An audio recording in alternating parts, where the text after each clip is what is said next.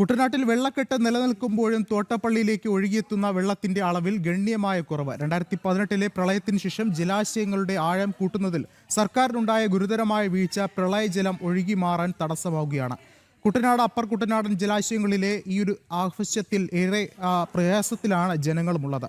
എക്കൽ നീക്കം ചെയ്യാൻ സർക്കാർ തയ്യാറാകാത്തതാണ് ഈ ഒരു പ്രളയ ദുരിതം ഏറെ രൂക്ഷമാക്കുന്നത്. കിഴക്കൻ വെള്ളത്തിന്റെ വരവ് കുറഞ്ഞിട്ടും കുട്ടനാട്ടിലെ ഒട്ടുമിക്ക വീടുകളും ഇപ്പോഴും വെള്ളത്തിനടിയിൽ തന്നെയാണ്.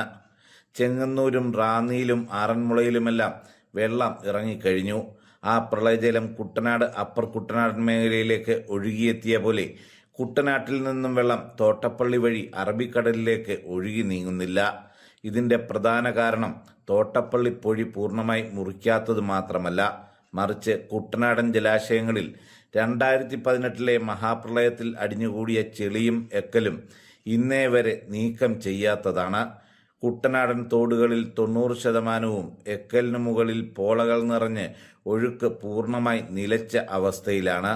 ഈ ദുരവസ്ഥയ്ക്ക് പരിഹാരം കാണണമെന്ന കുട്ടനാട് നിവാസികളുടെ നിരന്തര ആവശ്യം പരിഗണിക്കാതിരുന്ന പിണറായി സർക്കാരും കഴിഞ്ഞ 2 മാസമായി ഇതിനായി ഒന്നും ചെയ്യാതിരുന്ന VD സതീശൻ സർക്കാരും കുട്ടനാട്ടിലെ ദുരിതങ്ങൾക്ക് ഉത്തരവാദികളാണെന്ന ആക്ഷേപമാണ് നിലനിൽക്കുന്നത്. ജനം, ആലപ്പുഴ.